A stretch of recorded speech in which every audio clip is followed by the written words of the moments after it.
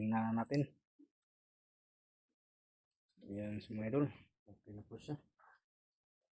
Pero hindi na natin na ipakita pag timpla mga idol. Yan. Ito na po yung ano natin.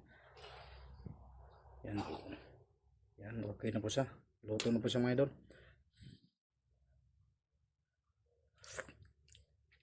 Yan. Okay na po. Yan. Ito na po yung udong natin. Yan. Yan. Lutong kahoy lang po yan mga idol.